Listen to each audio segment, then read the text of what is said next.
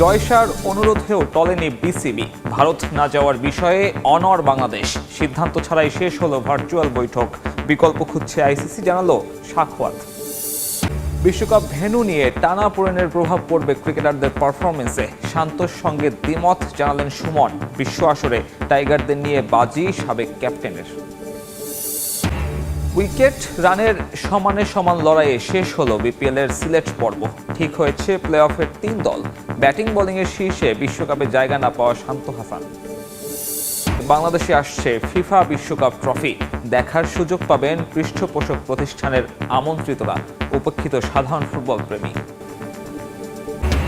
এবং ফিফা র্যাঙ্কিংয়ে 160 নম্বর পজিশনে উঠতে চায় বাফুফে। নতুন বছরে বেশি ফিফা ফ্রেন্ডলিতে চোখ ফেডারেশনের, জানালেন তাভিদ আওয়াল। নজর আসিয়ান টুর্নামেন্টের দিকে। বাংলাদেশের বিশ্বকাপ ভেন্যু নিয়ে কোনো সিদ্ধান্ত ছাড়াই শেষ হলো আইসিসি বিসিবি ভার্চুয়াল বৈঠক।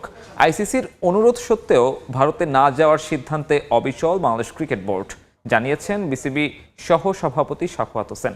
তবে এখনই আশাহত হচ্ছেন না বোর্ড কর্তা। জানিয়েছেন বাংলাদেশের জন্য বিকল্প খুঁজছে বিশ্ব ক্রিকেটের নিয়ন্ত্রক সংস্থা।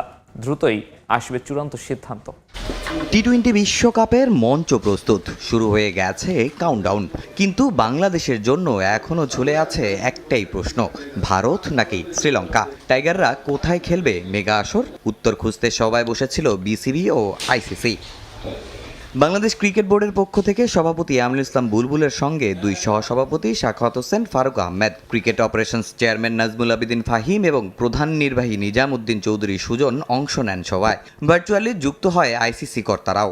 লম্বা সময় ধরে চলে এ বৈঠক। আইসিসির অনুরোধ, টুর্নামেন্টের সূচি ইতিমধ্যে ঘোষণা হওয়ায় বাংলাদেশের সিদ্ধান্ত পুনর্বিবেচনার।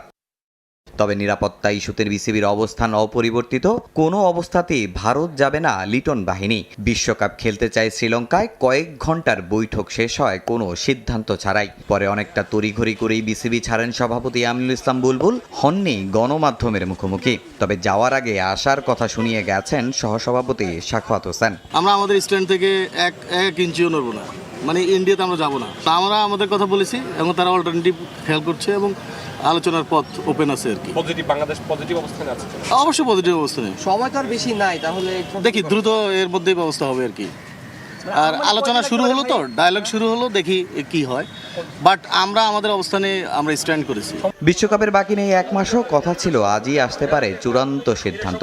তবে সে সময়টা আরও পিছিয়েছে। যদিও খুব শিগগিরই সিদ্ধান্ত নিতে হবে বিসিবি ও আইসিসিকে। এখন দেখার অপেক্ষায় শেষ পর্যন্ত সিদ্ধান্তটা কোন দিকে যায়। ভারতে বিশ্বকাপ খেলতে যাওয়া নিয়ে বিসিবি ও আইসিসির মাঝে চলমান ইস্যু ক্রিকেটারদের পারফরমেন্সে প্রভাব ফেলবে না। গেল 1 বছর দল যেভাবে পারফরমেন্স করেছে, এই বিশ্বকাপে ভালো করার সম্ভাবনা আছে, এমনটাই মনে করেন সাবেক অধিনায়ক হাবিবুল বাশার। ভারতের মাটিতে বিশ্বকাপ খেলবে না বাংলাদেশ, এটা একরকম নিশ্চিতই বলা যায়। আইসিসির সঙ্গে লম্বা বৈঠকে বিসিবি সর্বোচ্চ সংস্থাকে সেটাই জানিয়েছে আরও একবার। এমন পরিস্থিতিতে দোলাচলে বাংলাদেশের বিশ্বকাপ যাত্রা। এমত অবস্থায় ক্রিকেটাররাও মানসিকভাবে আছেন চিন্তিত। ভারত নাকি শ্রীলঙ্কা, নাকি খেলাই হবে না স্বপ্নের বিশ্বকাপ? বাইরের ইস্যুগুলো কতটা প্রভাব ফেলতে পারে বিশ্বকাপে?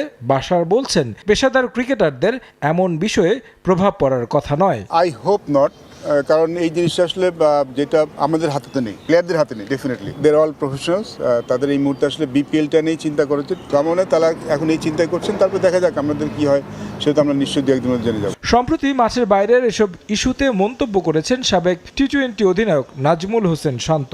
প্রতিটি মেগা ইভেন্টের আগেই কোনো না কোনো ঝামেলায় পড়তে হয় দলকে, যার প্রভাব পড়ে মাঠে।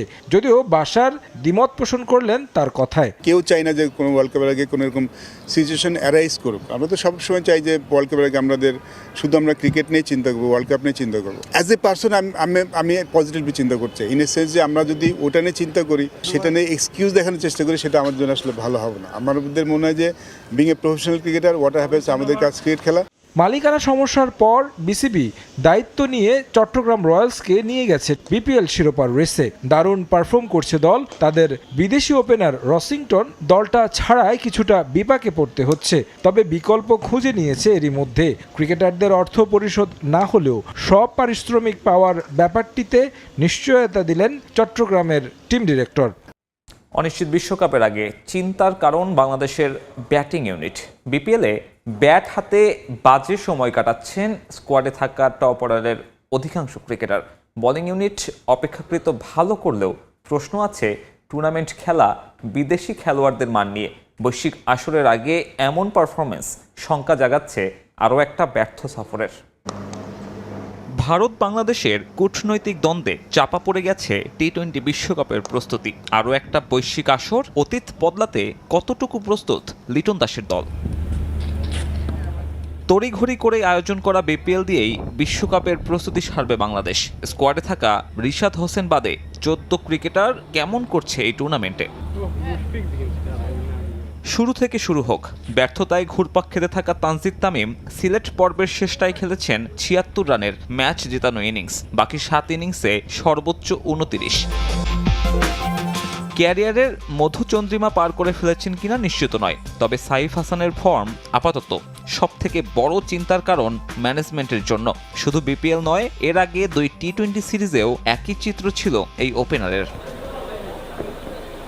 পারভেজ ইমন অবশ্য ব্যতিক্রম, রানে আছেন, তবে তার পছন্দের পজিশন নাম্বার 4। মিডল অর্ডারের দায়িত্বে থাকা লিটন কিংবা হৃদয় রানে নেই। এখনও অধিনায়ক সুলভ ইনিংসের দেখা মেলেনি লিটনের ব্যাটে। হৃদয়ের একটা ইনিংস বাদ দিলে 7 ইনিংসের গড় মাত্র 15। ইমনকে 4 নম্বরে খেলানোর বড় কারণ হতে পারে এই দুজনের অধারাবাহিকতা। আন্তর্জাতিকের মতো বিপিএলেও একই অবস্থা নুরুল হাসান সোহানের। 8 ম্যাচে 2 অঙ্কের ঘরে পৌঁছাতেই ব্যর্থ, অথচ বাংলাদেশ দলে বেশি দরকার একজন ইনফর্ম ফিনিশারের।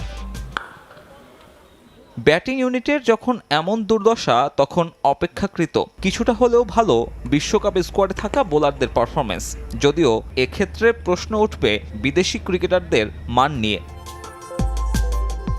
ভালো মানের বিদেশি যে নেই তার প্রমাণ শীর্ষ 5 উইকেট শিকারীর 5 জনই লোকাল, যার 3 জন আছেন বিশ্বকাপে স্কোয়াডে। তবে আহামরি পারফরমেন্স নেই কারোই। সিলেট পর্বে পুরোপুরি ব্যর্থ তাসকিন আর তানজিম। 5 ম্যাচে সমান সংখ্যক উইকেটও পাননি ঢাকা এক্সপ্রেস। ওভার প্রতি রান খরচের পরিমাণটাও চিন্তার কারণ। অনেকটা একই অবস্থা তানজিমেরও। তবে নিজেদের শেষটা ভালো করতে পারে স্কোয়াডে থাকা ক্রিকেটাররা। অন্তত তেমনটা হলে আত্মবিশ্বাসটা সঙ্গে পাবে তারা। এই যখন 14 জনের অবস্থা বিপিএলে, তখন অস্ট্রেলিয়ায় ছড়ি ঘোরাচ্ছেন রিশাদ হোসেন। বিগ ব্যাশে কেবল প্রস্তুতিই নিচ্ছেন না, আছেন শীর্ষ উইকেট শিকারীর দৌড়ে। ওই রিশাদের কাছে বড় প্রত্যাশা থাকবে বিশ্বকাপ মঞ্চেও। জয়সার অনুরোধেও ভারতে যাবে না বাংলাদেশ, বিকল্প ভেন্যু পাওয়ার আশা বাংলাদেশের।